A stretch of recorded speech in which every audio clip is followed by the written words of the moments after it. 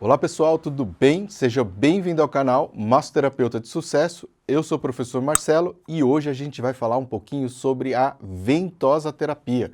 De novo. Por quê? Porque muita gente vem me perguntando a respeito ainda da ventosa.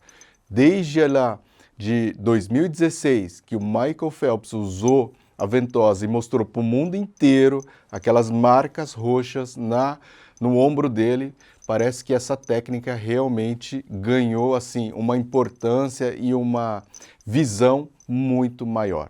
E hoje em dia as pessoas usam até como um método de marketing, às vezes, os massoterapeutas, os fisioterapeutas. Por quê? Porque a pessoa mostra para todo mundo que ela fez a técnica mesmo, que ficou roxa, olha aqui no pescoço, olha no ombro, né? Ah, eu fiz com massoterapeuta tal, com fulano de tal. E de repente até gera ali uma ação, né, de indicação. Por que não? Porque as pessoas realmente têm muita curiosidade. De vez em quando, vem aqui para mim na clínica assim, os clientes querendo fazer a ventosa terapia, só a ventosa terapia, né? Por si só, assim, não querem fazer a massagem, não querem fazer nada. E eles querem fazer por curiosidade, apenas por curiosidade. Querem sentir na pele ali, literalmente, qual a sensação, qual o efeito e por que que fica roxo. Querem às vezes até tirar essas dúvidas, entender um pouquinho a respeito da ventosa. E a ideia desse vídeo de hoje é realmente falar um pouquinho no geral. Não vamos falar da técnica em si, já gravei alguns vídeos, já mostrei para vocês algumas sequências que a gente faz. Nós vamos conversar no sentido mais amplo, tá? Da ventosa terapia em si. Bom, um aspecto que as pessoas às vezes procuram a gente e perguntam assim, existe uma sessão de ventosa terapia? Na minha opinião, e aí é na minha opinião, eu já procurei, né, em alguns spas bem conceituados, que trabalham realmente com uma técnica adequada, com conceitos coerentes, tá? E você não vai encontrar ali no menu de serviços um valor de uma sessão de ventosa terapia de 1 hora, por exemplo. Não existe isso. É quase que impossível você ficar aplicando ventosa terapia durante 1 hora no cliente. O que pode ser feito é associar, por exemplo, uma massagem relaxante com as ventosas deslizantes, mas se você parar para pensar tecnicamente, você não consegue fazer a ventosa no corpo inteiro, em todas as regiões. Por quê? Porque existem muitas ondulações, muitos acidentes ósseos, né? Então estruturas, tornozelo, articulação, que vão impedir ali um bom deslizamento da ventosa. Então, você vai conseguir trabalhar nos grandes músculos, na região das costas, na região, né, lombar, do trapézio, do ombro, até do glúteo, que existe ali algumas técnicas específicas com a ventosa para o quê? Para melhorar a musculatura, para dar um up, né? E você consegue trabalhar na coxa para reduzir gordura, na estética que eles usam também um pouquinho, né? Você consegue trabalhar na panturrilha, então as pessoas que correm bastante, você consegue estar aplicando a ventosa. Mas se você pensar que cada pessoa tem um objetivo ou cada pessoa tem uma queixa diferente, e às vezes não é necessário aplicar a ventosa naquela determinada região. Então esse é um grande lance, porque a ventosa ela tem um efeito muito específico e direto. E, de certa forma, é um pouco agressivo. Então, dependendo ali do estilo da pessoa, então, por exemplo, se ela tem uma pele muito branca, se ela tem realmente alguma alteração vascular, a ventosa pode ser perigosa.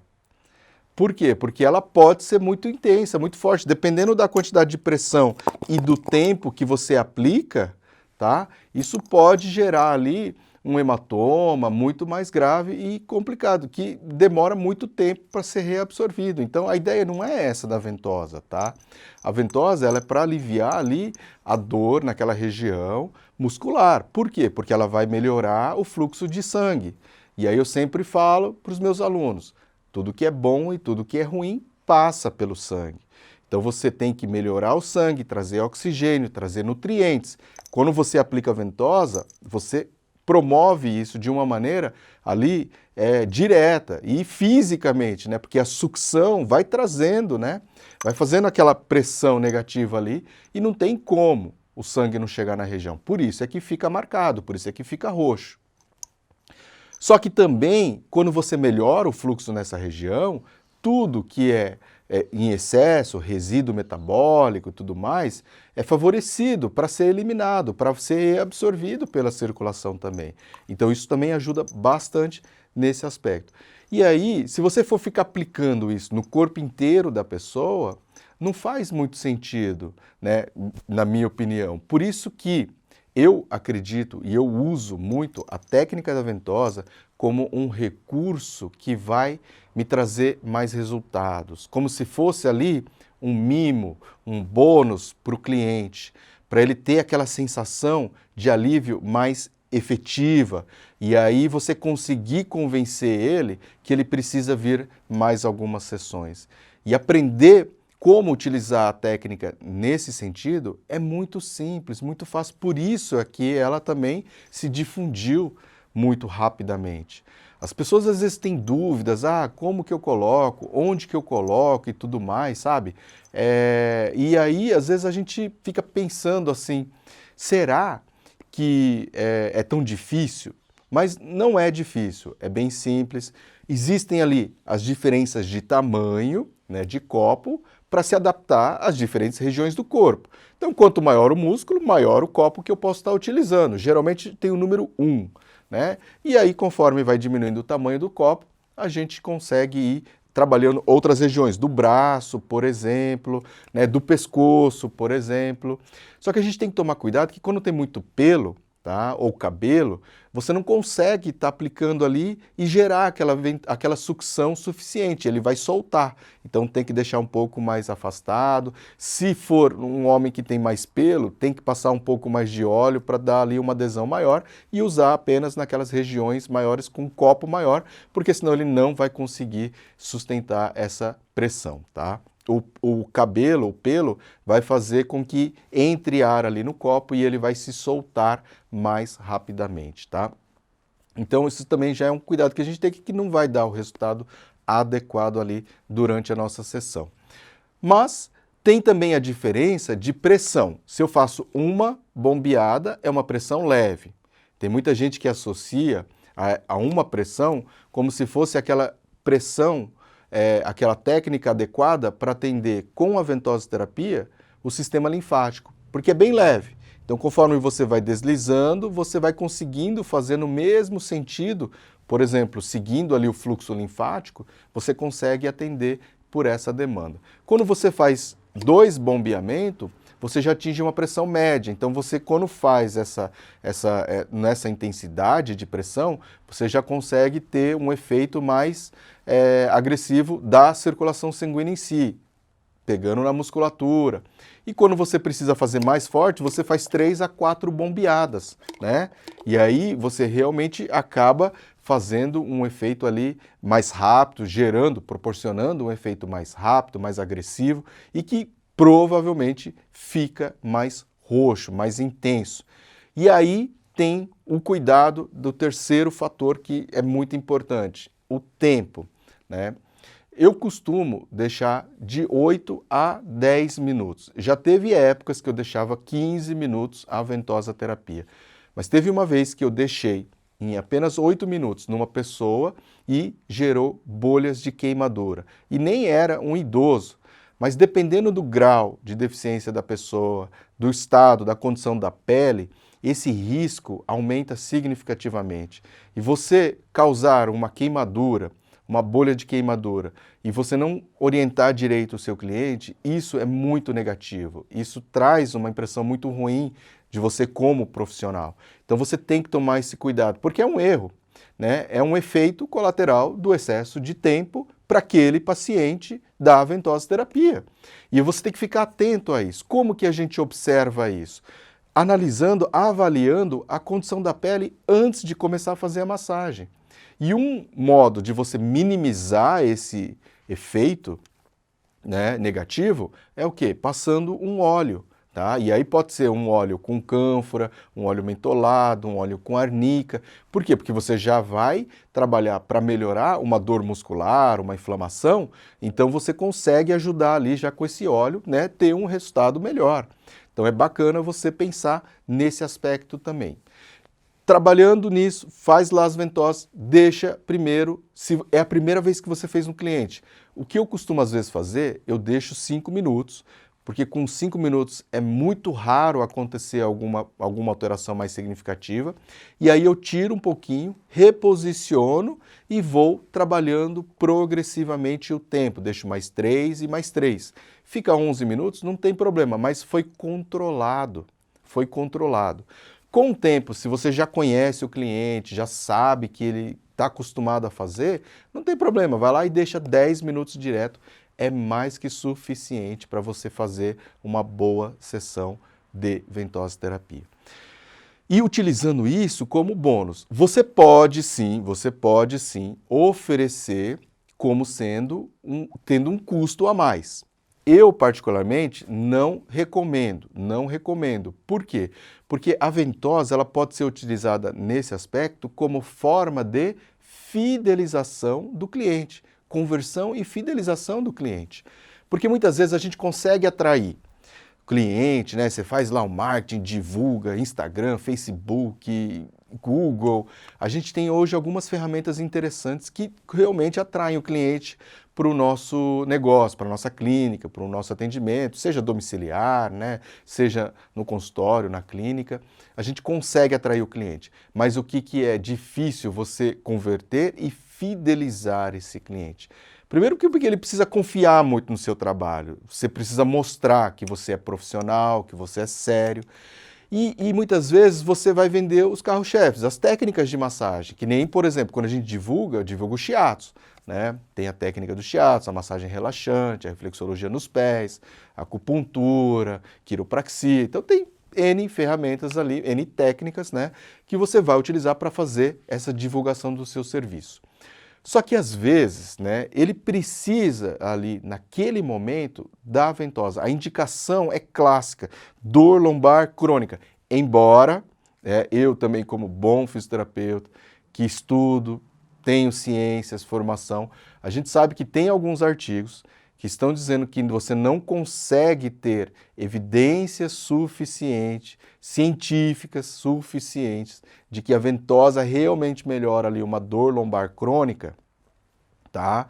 Que não melhora. Então, sabe aquela coisa da prática baseada em evidências? Né? Existem aqui algumas revisões temáticas que surgiram até em 2019, que dizem que a ventosa ela não é melhor do que o placebo.